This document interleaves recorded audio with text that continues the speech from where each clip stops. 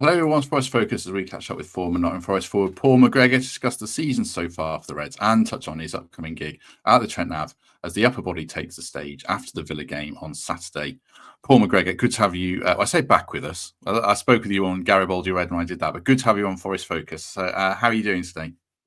Hey Matt, I'm all right, mate. As I was just explaining, I am in full painting the daughter's bedroom mode. So this is a welcome break because it's not gone well between me and you. The person who painted the walls last didn't put a primer on the plaster, so my daughter had stars stuck all over the room. It looked lovely, and then I picked them off, and then all the paint started coming off. So it was either replaster.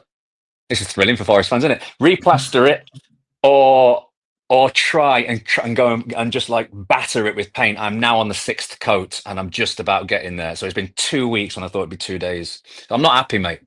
The sixth coat. Oh my god. Yeah, God, that's crazy. And I hope as well you don't mind me airing publicly as well that you're on your phone here because your dog, which I'm sure is your pride and joy along with your daughter, smashed up your laptop as well. yeah. I mean, my dog's beautiful, but every now and again, when someone comes to the door, she dives off like an absolute lunatic. And I just put my laptop down. I was like, oh, God, I think I was going to go a parcel or something. And then I had an almighty smash. And I came back in. And I mean, I'm a vegetarian. I love animals. I wanted to kick that thing up and down the street. No, no two, yeah, no two ways about it. Yeah, I considered going to McDonald's after that. But we're in love again. It's all good, isn't it, puppy? We're good. We're all right. Good. I'm glad to hear it. I'm glad to hear it. Well, it's good Time to have you heals with us. everything. Thank you. Good to see you again.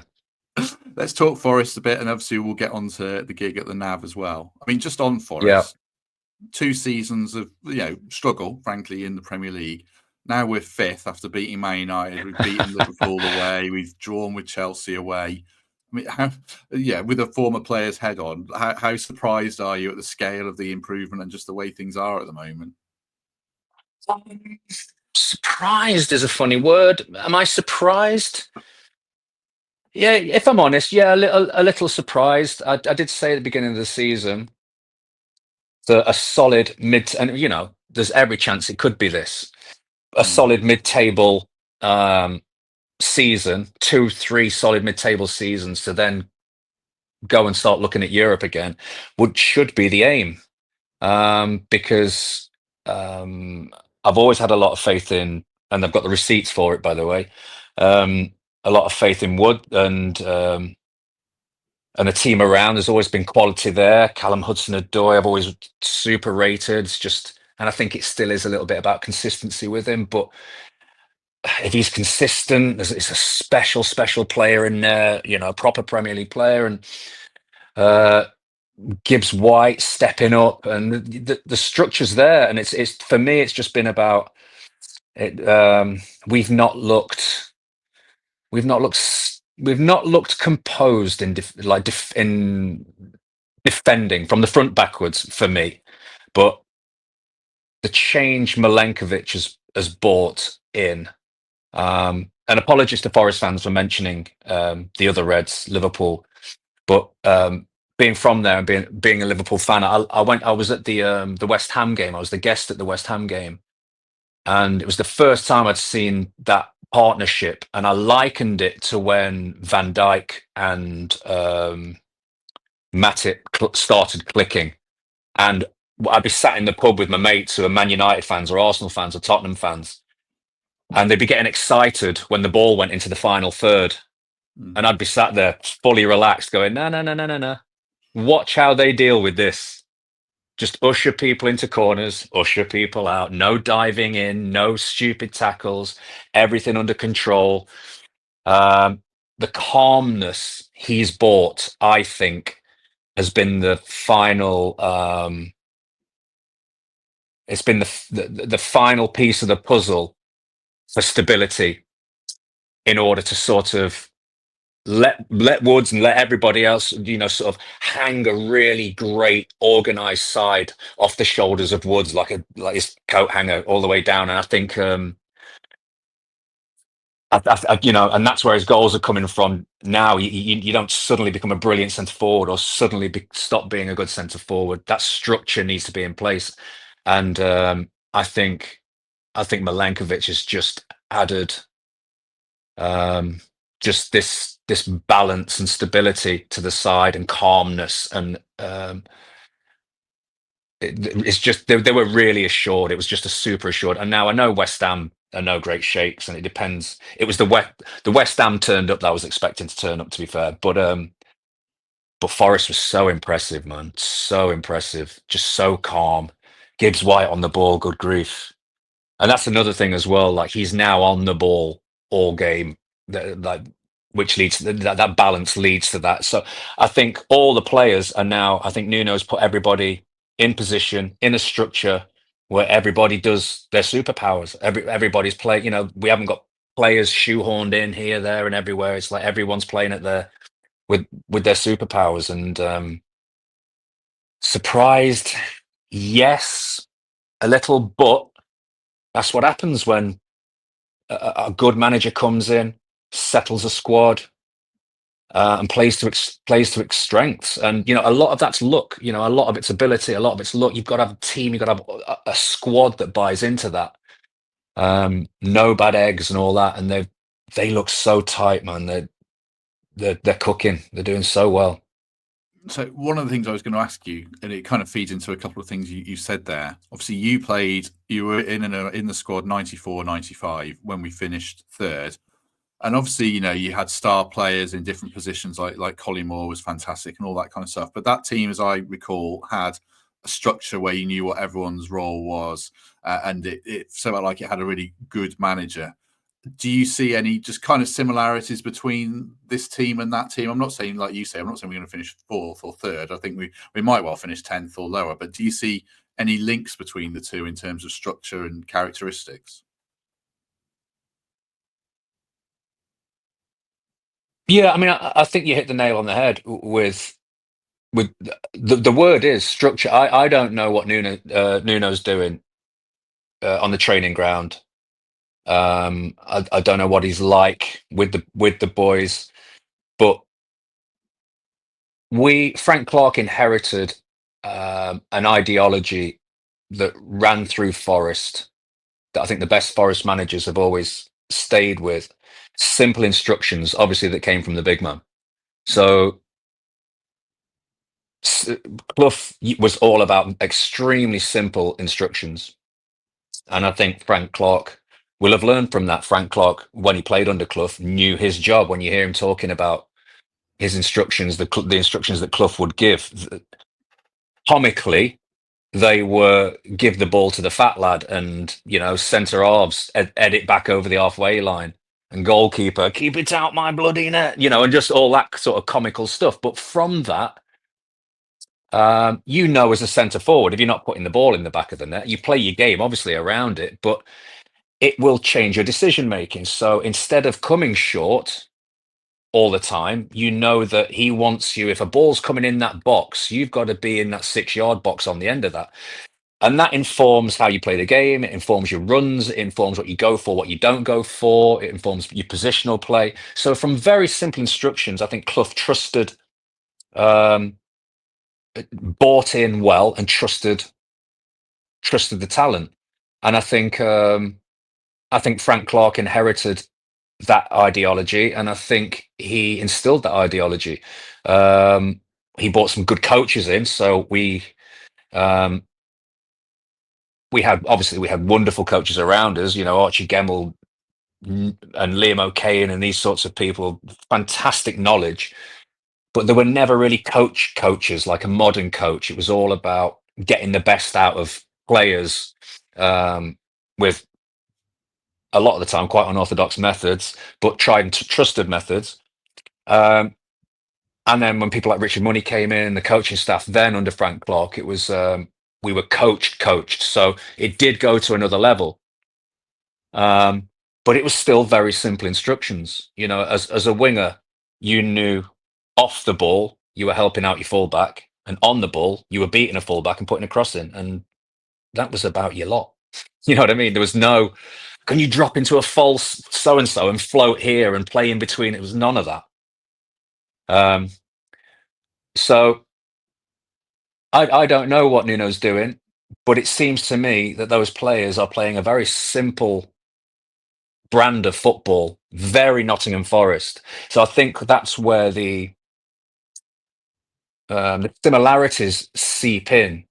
I think with that structure now, you just sort of go, oh, that's how they play, and that's wonderful to have. It's it's the one thing that the Man United fans are screaming for. They are still going, how do we play football? They don't know still after what is it, 6 managers now, flailing around. And Forest got a very clear identity and players who do what they do well, very simply. Do what you do. Yeah. If I guess that the whole Forest ideology is do the simple things better than everybody else, and that it seems to me that's what we're doing.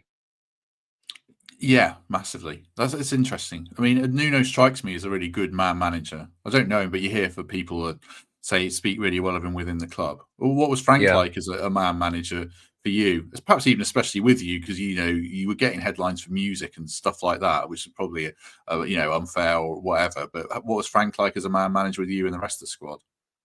Oh, he was great. I loved him. I love him to this day. He's awesome. Like I see him, I bump into him now and again, and we go on the Thursday clubs and all that kind of stuff.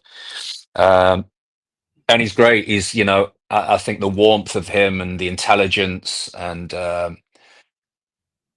his knowledge of the game, his experiences in the game, that oozes from him. He's just a wonderful man. It's an honour to have played under him and to know him. He's fantastic. Back then he was great with me, although he has apologised because he did think that I was the third. I would say the third Gallagher brother, but there's 3 of them, isn't there? So the 4th Gallagher brother. I think I did get tarred a little bit with the idea that because I was in a band and I looked a particular way, that I was out at Rock City, off my face, head banging. And that was very rarely the case. I was always in rehearsal rooms with my mates, probably not even drinking, making music, whilst the rest of the lads were down Ritzi's in the Black Orchid doing all kinds of untold stuff.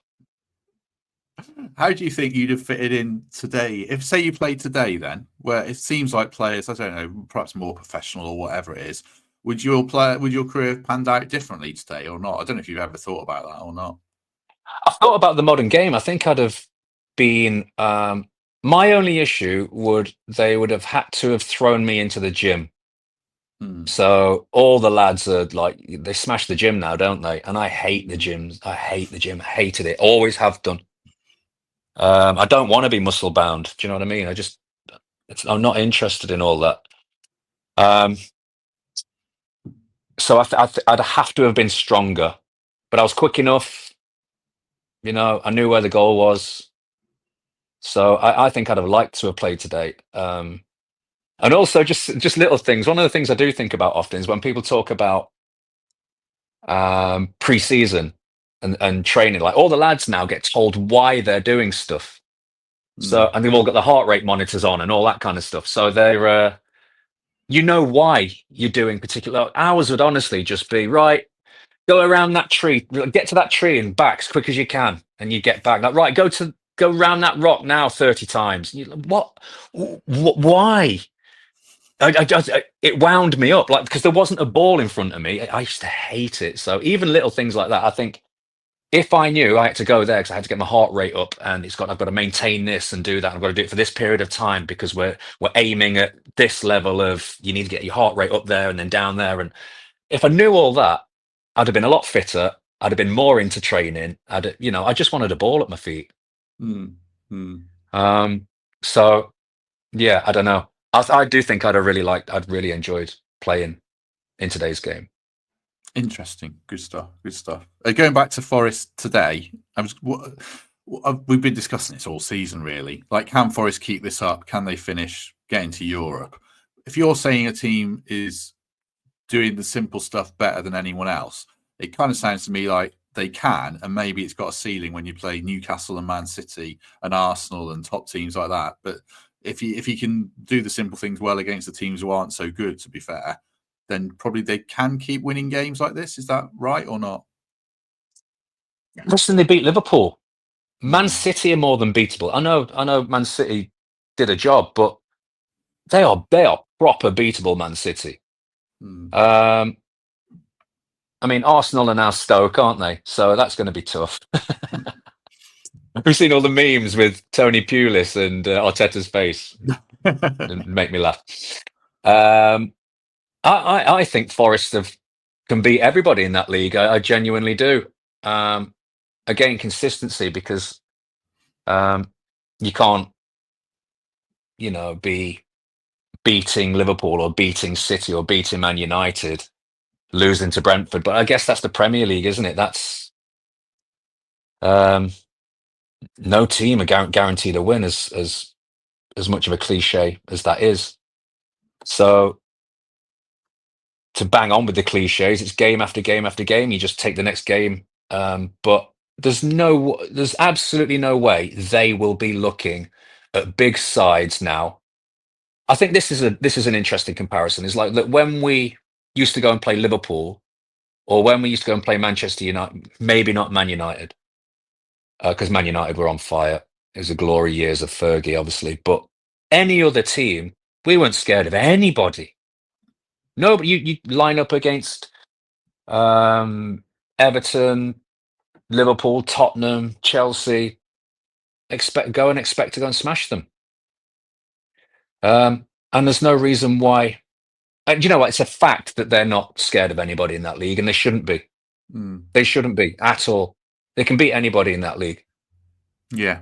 Yeah. I mean, we saw that against West Ham. Obviously, you referenced you were there. What was it like Yeah, being back? I don't know how often do you get to games, but what was it like being back at the City Ground for a Premier League it game was as well? wonderful being back. Like I said, I was the guest, match day guest, and there were two guests this time because I did it not long ago. And honestly, mate, I needed a proper sports massage and a 3 day rest after doing it. They proper grafted. You're in and out about 35 rooms. Yeah. Barely got to Yeah. watch any of the match. It was torture. Honestly, it was really hard work. And now they've got two, so you just do one side, and it was lovely. You get to speak to people, and you get to hang Mm. out a bit more, and you're in a box, and it was really, really pleasant. I really enjoyed it, and we'll absolutely do it again soon. So the whole experience of that was wonderful. But I love being back. Touch wood. And I always joke that I was a sort of a Christmas number one. I went in and went boom, and then I didn't give anybody time to sort of have loads of bad games and anybody get on my back. So I came in, did some high profile, scored some high profile goals, had a mad haircut, and then was gone. So people didn't have time to really hate me. So I'm spoken of quite fondly at Forest, and I don't think I've pissed anybody off. So whenever I'm there, I just have a wonderful time. There's no one going, "Oh, you were crap for this season," or that, or just I didn't give anybody time to do it. I was in, scored some goals, and did one. Do you watch loads of football stay then, or not? I mean, a lot of players finish, don't really like football anymore. Do you still love it? Did you ever fall out of love with it or not? I love it now. Yeah. When I left Northampton, uh, I didn't kick a football or watch a game for 5 years. Hmm. Um, didn't even keep an eye on the Liverpool results. I just went and hit music hard. Hmm. Um, and we were playing London all the time, and we were touring Europe, and we were in and out it was a different world. We were in the seediest, coolest, darkest clubs, playing skate ramps in front of 1,000 teenagers, and amazing, like, German bunkers and caves in Prague. It was the coolest, and I didn't even bat an eyelid. Football had spat me out the other end, and I Hmm. had options to go to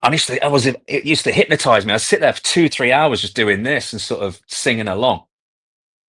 And then I got to comprehensive school and I had some mates who had older brothers. And I got introduced to the Velvet Underground really early doors and Spacemen 3 and Sonic Youth. And I was like, oh, there are bands that, and the Stooges, there are bands that have just done that and been massive. And so I've always loved drone and I've always loved like riffs and that kind of thing. Um, and I've never really formed a band off the back of it. So this band has sort of created a character, sort of like a Bowie character, which is sort of like the 90s version of me, a mad mix of football and music. So on stage, it's nose straps and some of my original training kit, like the Umbro shorts and a pair of Predators shin pads and like a cool jacket or something. Um, so yeah, think Ziggy Stardust, but football. But all the music, all the songs I wrote, our guitarist has written a couple as well, but all the songs I've written on an E string. So I just play the E string live on stage, and it's going through a crappy little amp, and it's a racket. But then I've got like a brilliant band around me, so you've got this right between the eyes, and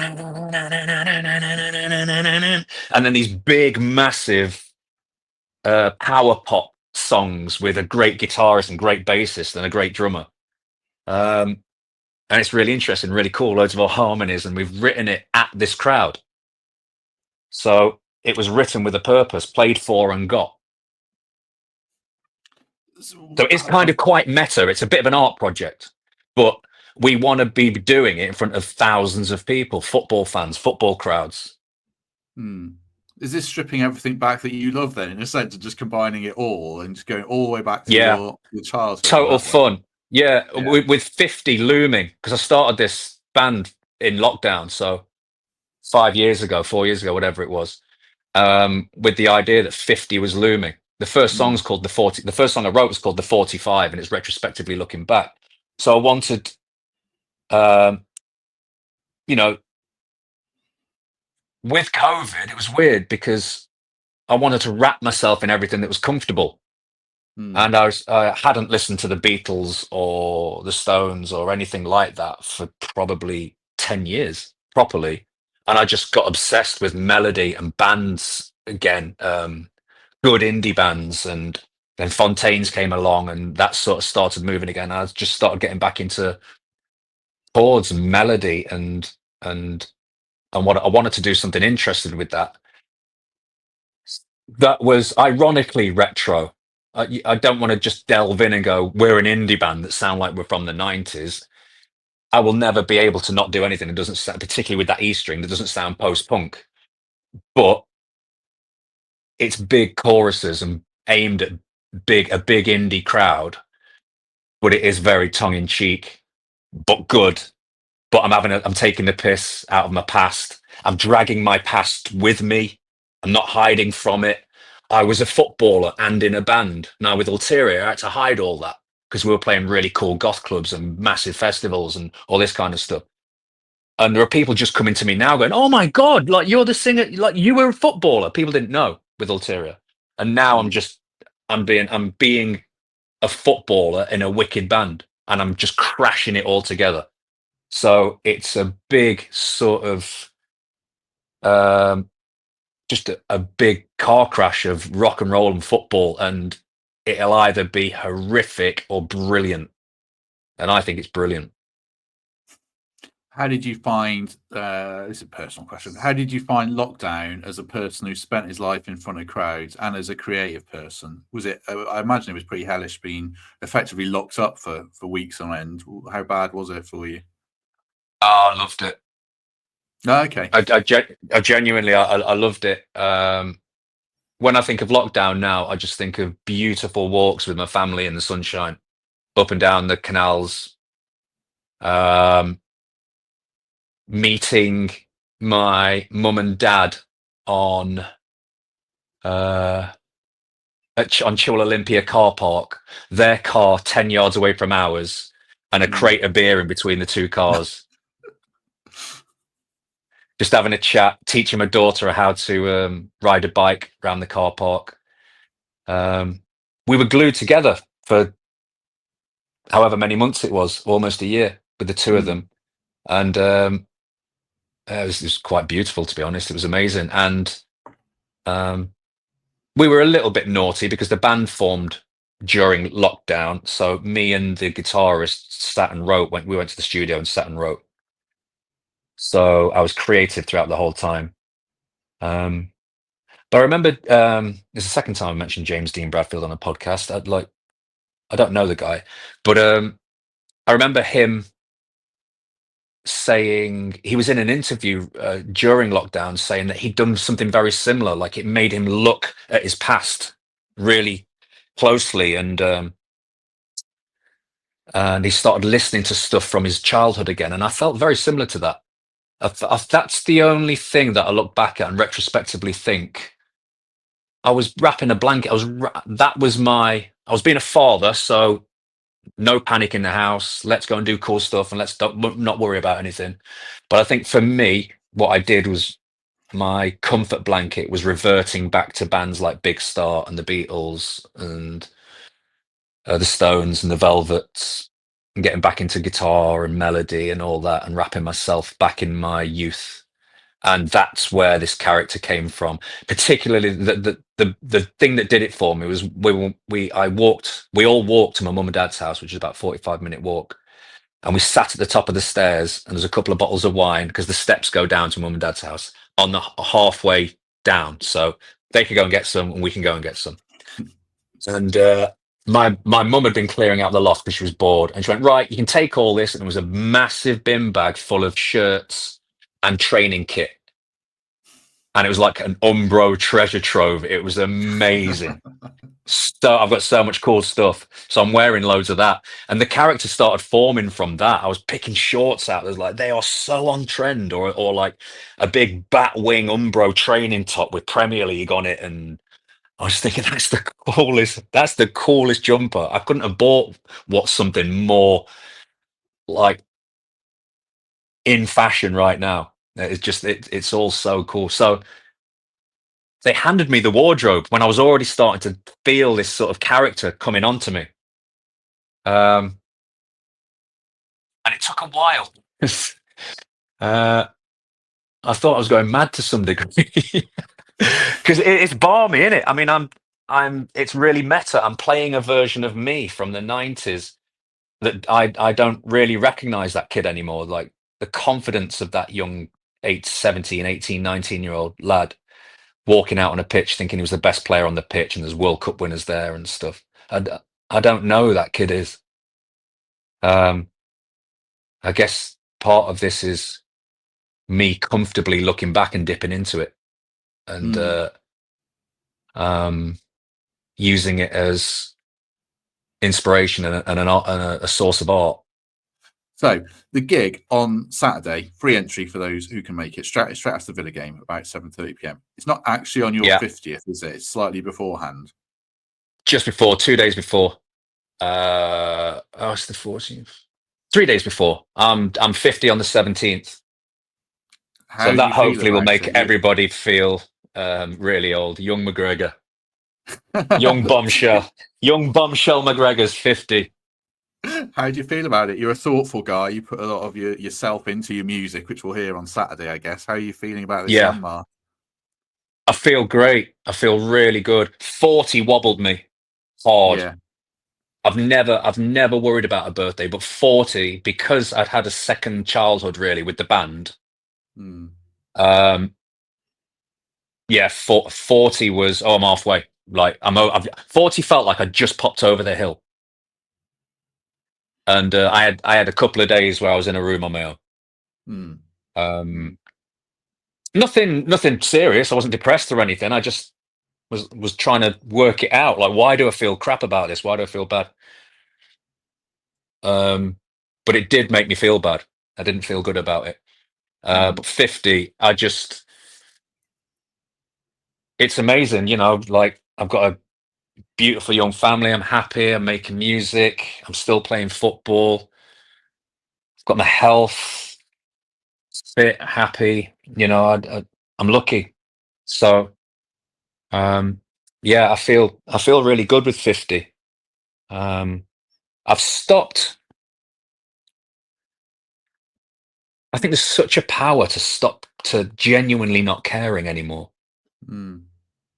You know what I mean? Like I do care about stuff. I'm passionate about things, but like it isn't in me to catastrophize anything anymore. I just something happens. I've had some like this year's been rough. Like my mum's been ill.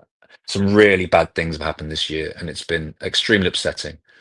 But like with 50 looming, it's just kind of like, well, it's what happens at 50, mate. Like Mm. just enjoy the ride where you can. Like you there's nothingness. You're here for a minute, and then there's nothingness. It's like do it with a big smile on your face, man. Like there's just no point not having this attitude. Mm. Just gonna live life at 200 mile an hour. And 50 is beautiful. It's wonderful. Can't wait. Mm. Yeah, I mean, I do think there's a lot of power in. I always try to have an attitude like, if you get annoyed by something, will I remember this thing in a year? Like, is it that consequential? And if it's Yeah, not, I feel like I can brush things off. And I think there's a lot of, a bit of a. I've always tried to stick by that, and I'm very laid back. Anyone who watches this will know, which I think is to yeah, power and detriment. But yeah, I think you're right. Life comes and goes very quick, and we yeah. all have tests along the way. And I don't know. I think someone said to me, "If you've got health, you've got wealth," and it's cheesy, but I do, put a lot of stock in that, really. So yeah, this interview was supposed to be 20 minutes about Forest and a bit about a gig. Yeah, that'll happen. Oh Um, dear. Are you worried about playing to a crowd of Forest fans? Because I think it'll be 90% fans coming back from the game. Does that bother you at I all? can't wait. I can't Yeah. wait. What's the worst that can happen? I get stuff thrown at me and we go off stage and they don't get it. That's fine. No problem. Um, That it's all part of doing it, isn't it? You walk out on a pitch in front of 30,000 people and have a stinker. You learn that at a very early age, being a footballer and being a musician. You learn it. Well, I learned it a bit later being a musician, but um, a bad gig or a bad game, they happen around the corner, and you can only prepare as much as you can. I'm fully prepared, um, and what will be will be. That's the fun part of it. That's the addiction. Going out and mm, going, right. This is a tightrope, boys. We've ensured as much as we can that we're going to stay right on this tightrope and make it exciting. Um, but we might fall off it, and that's just life. mm. Interesting. Good Part of stuff. it. Right.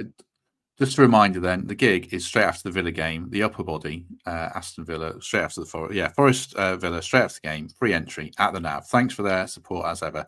Do have to thank our second sponsors for this episode, Vesta Blinds. If you're looking for made to measure blinds across Notts, into Leicestershire, into Derbyshire, they're the people for you, owned by a Forest fan, a season ticket holder. I don't know if it's coincidental that every sponsor of the show is a Forest fan, basically, but it's good that they are, certainly. Here's a question you never thought you'd get answered. I'm going to ask this question of every guest when they come on. Have you got blinds, curtains, or shutters in Casa McGregor or not? Curtains or shutters. We are sort of. I don't know what they are. They're on a roll, sort of. Shall I show you? You can do, yeah. Have a look at this. Look. So, what are Oh, these okay. things? Well, they're blinds, but they're a bit see-through, aren't they? Yeah. Okay. You need new blinds from Vesta Blinds. There you go. A discount. Good discounts. I'll have a word if you want. Yeah. Yeah. There you go. They're quite Vesta nice Blinds. though. They're all right, but yeah, they are quite sheer. It's a good job. I'm past the age 50 now of getting up to anything that people might want to black out in my living room. Right, let's leave it there. Any final Yeah. words, any final thoughts you want to add about football, life, anything before we, not politics, before we go? Yeah, we don't want to do that. No. Uh, oh God. Well, I just everyone stay positive with the new season, with the current season. There's no reason to think Forest can't getting to Europe this year. So the fans will be a massive part of that. Stay positive, keep pushing the club on, keep pushing the lads on. It's a massive help. The fans all staying positive and being loud and being at it with the boys. So yeah, let's get them into Europe. Let's go and play Bayern Munich again and give them a walloping this time. That's what Yeah. I want to do. And come and see the upper body wherever you can, because we're mint, and hopefully we're going to be playing more shows around with loads more Forest fans. Yeah, go see the upper body. Go join the Forest European Tour next year in the goth clubs and skate parks of Prague on a Thursday night. That's what we want. That's what we need. Yeah, right. I'll take you all down to Berghain. If I'll you've get you in. enjoyed I know the this, bouncer. hopefully people enjoyed this. It's been a bit. I've really enjoyed it. But do subscribe. You can become a channel member. Sign up for Patreon. All that good stuff. But Paul McGregor, it's been a great pleasure. Thank you very much for your time. Nice one, Matt. Thank you very much. Have a good day, everyone. If we don't see you tomorrow, we shall see you soon.